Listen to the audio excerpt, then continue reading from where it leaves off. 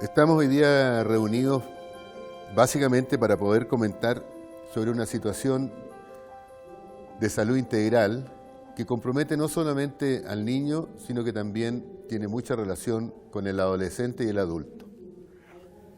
Y hablamos fundamentalmente de una serie de condiciones musculoesqueléticas que relacionan básicamente la posición del cráneo en relación a la columna cervical y en relación a la cintura escapular. Este equilibrio es fundamental desde las épocas de desarrollo y crecimiento, desde que el niño nace en una posición determinada y tiene que crecer y desarrollarse a un concepto que se llama de ortopedia. Y la ortopedia no es nada más que un niño en una buena posición postural, recto, derecho. Y este concepto de ortopedia está relacionado desde un punto de vista óseo, desde el punto de vista articular y desde un punto de vista de cómo los tejidos blandos van a desarrollar un proceso de guía al desarrollo y crecimiento del sistema musculoesquelético. Lo que vemos habitualmente es que desde muy temprana edad las posiciones posturales que relacionan la cabeza con el cuello y en relación al resto del cuerpo se alteran por distintas situaciones. Algunas de ellas por posiciones para mirar televisión, algunas de ellas en posiciones de trabajo en la escuela, en el colegio, algunas por efectos traumáticos, deportivos, el fútbol,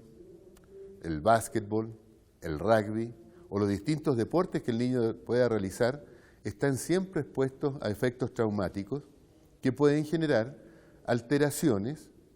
del factor de desarrollo y crecimiento o porque se alteran la relación de las estructuras entre sí, como una articulación en relación a otra, o por daño de los tejidos blandos, por situaciones que ustedes generalmente escuchan en la radio, en la televisión, como los accidentes deportivos, distensiones ligamentosas, rupturas musculares, fracturas óseas, que de alguna manera pueden comprometer en el niño el factor de desarrollo y crecimiento, y en el adulto puede producir muchas veces alteraciones del movimiento con discapacidades para poder cumplir con sus labores de trabajo, y en muchas situaciones dolor postraumático o postposturales por alteración de las relaciones estructurales que quedan estas articulaciones o situaciones musculares. Si ustedes ven este modelo, es un modelo clásico que se llama un modelo cráneo-vertebral, es decir, cómo el cráneo se relaciona al resto del cuerpo en una situación del cráneo sobre la columna cervical superior. Y en esta columna cervical superior compromete varios elementos vertebrales. Una primera vértebra cervical, una segunda vértebra cervical y una tercera vértebra cervical. En estas tres vértebras superiores, con el cráneo, se realiza básicamente el 50% de los movimientos normales de la cabeza y el cuello. Por lo tanto, es un área que tiene una función fundamental porque todos los movimientos habituales durante el día están comprometiendo estas estructuras. Los movimientos anteriores del cráneo, los movimientos de rotación del cráneo y los movimientos laterales del cráneo. Que cuando se pierden estos movimientos normales del cráneo en relación a estas vértebras, los espacios que están diseñados para el paso de las raíces nerviosas, de las arterias, las venas, que permiten nutrir estos tejidos y mantenerlos sanos, muchas veces se pueden ver comprometidos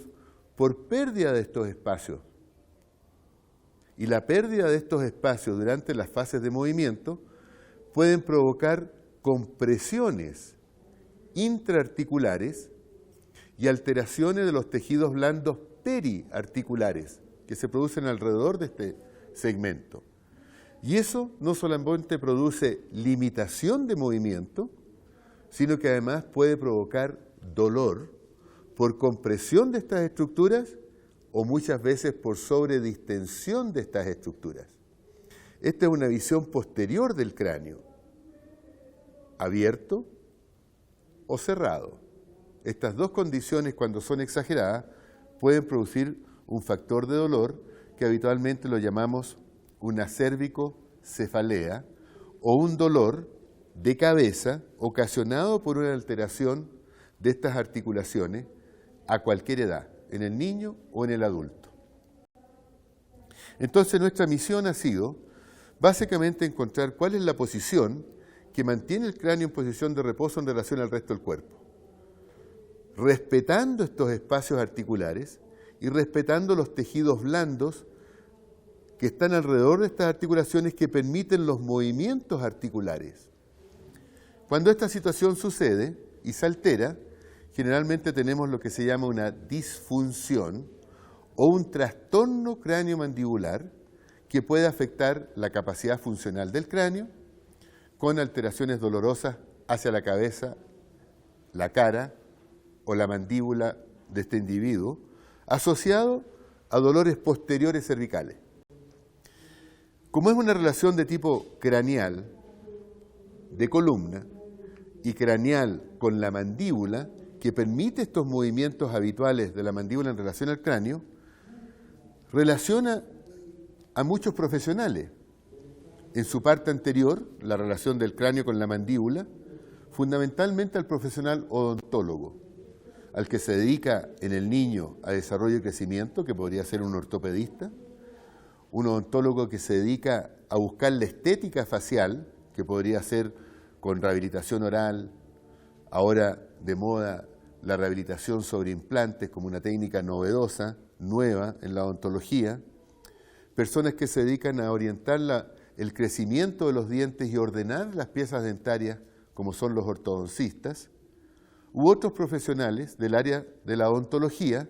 que se dedican a la rehabilitación oral. Y ellos realizan entonces toda una situación de manejo para permitir que el sistema del cráneo con la mandíbula tengan una situación de reposo estable en el tiempo y además sin dolor. Las personas que se dedican al tratamiento de la patología musculoesquelética, llámese médicos relacionados con el área traumatológica, reumatológica, el médico de práctica general, que está preocupado de la salud integral de este sistema, los fisioterapistas, que tienen la condición de mantener la función normal de estas estructuras para que no entren en una alteración que pueda provocar alteraciones del movimiento o factores dolorosos que se puedan perpetuar en el tiempo. U otros, el otorrino, cuando hay relaciones de dolor de oído y el paciente acurre al otorrino por el dolor de oído, y el otorrino a lo mejor dice, del punto de vista mío, esto está normal. Bueno, ese dolor de oído podría ser ocasionado por una alteración de esta articulación que se llama la articulación temporomandibular, que es la que relaciona cómo funciona la mandíbula en relación al cráneo, cuando el cráneo está en una posición normal en relación a la columna cervical. Por lo tanto, tenemos una articulación más que entra con un compromiso cuando se altera la posición del cráneo, o cuando se altera la posición de los dientes, o cuando se altera la función normal de los grupos musculares que relacionan el cráneo con la columna cervical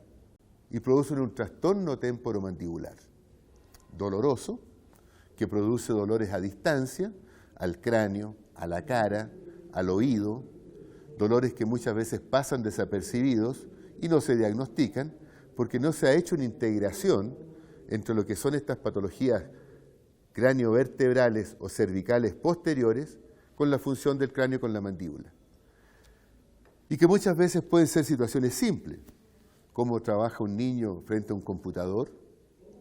cómo realiza sus actividades diarias en el colegio, cómo funciona un adulto en sus posiciones de trabajo, que muchas veces tiene un monitor lateral y al mismo tiempo está escribiendo en sentido anterior y mantiene constantemente una posición del cráneo rotada, que a la larga produce un microtraumatismo a repetición con alteraciones de estas estructuras e irritación de las situaciones articulares por mantener una posición sostenida. Eso se da tanto en el niño como en el adulto y compromete la articulación temporomandibular. Mucho se da con la vida actual lo que se llaman las parafunciones, es decir, actividades de microtraumatismos a repetición que se hacen entre la mandíbula y el cráneo, algunas a través de los dientes, por ejemplo, comerse las uñas, la goma de mascar, morder lápices o estar constantemente realizando movimientos en un solo sentido de la mandíbula, como cuando hacen movimientos para morder un labio. Eso produce un microtraumatismo a repetición que a través de los dientes se transmite a la articulación temporomandibular y produce una alteración articular bastante importante porque compromete estructuras que están muy vascularizadas y muy inervadas. Entonces es un factor doloroso que cuesta diagnosticar, sobre todo cuando no hay personas que entiendan cómo funcionan estas articulaciones móviles que se llaman las articulaciones sinoviales. Por lo tanto, estamos frente a una patología que es muy amplia y que requiere de muchos profesionales para poder llegar a un concepto de diagnóstico diferencial. Entonces, ¿qué me ha llevado a formar una nueva especialidad que comprometa a profesionales que están integrados a buscar el beneficio de nuestros pacientes para que puedan vivir en una situación de salud sin dolor y sin restricciones durante su proceso de vida y con un factor sumamente importante que es evitar que estas articulaciones entren en un proceso de desgaste que se llama un proceso degenerativo? Ha sido un trayecto bastante largo, trabajando a través de la Facultad de Odontología en la Universidad de Chile inicialmente, posteriormente en la Universidad Andrés Bello de Santiago de Chile, donde en este momento soy decano de la Facultad de Ciencias de la Rehabilitación, que compromete fundamentalmente a 3 carreras: kinesiología o fisioterapia, fonoaudiología y terapia ocupacional. Y estas 3 profesiones entran en un trabajo integral con el odontólogo y con los distintos profesionales médicos justamente para lograr este concepto de bienestar total. Ha sido un trayecto bastante largo, me ha tocado desarrollarme en el ámbito de la odontología, especialmente en el campo de la ortopedia dentomaxilar y de la ortodoncia, y combinarlo con los aspectos médicos de la traumatología, de la reumatología, y lograr integrar esta información en una especialidad nueva, en una especialidad de cabeza, cuello y dolor facial. Y esa ha sido mi misión aquí en Colombia, a través de una gestión personal de la doctora Nancy Vaca, que me ha permitido juntarme con un grupo de profesionales del área de la salud para tratar estos temas y poder desarrollarlos en equipo para evitar los procesos dolorosos, los procesos de alteraciones articulares y los procesos degenerativos progresivos. Y estamos entonces en una primera formación de un diplomado de fisiopatología cráneo-cervical, cráneo-mandibular y dolor facial, que compromete cómo todas estas estructuras funcionan en un sistema integral que no podemos aislar la relación que tienen estas estructuras posteriores con estas estructuras anteriores cráneo-mandibulares y cráneo-faciales. Y esa ha sido mi labor, fundamentalmente desarrollándome a través del tiempo en la especialidad músculo-esquelética a través de una formación de especialista como doctor en terapia física, que nos permite desarrollar esta filosofía de trabajo.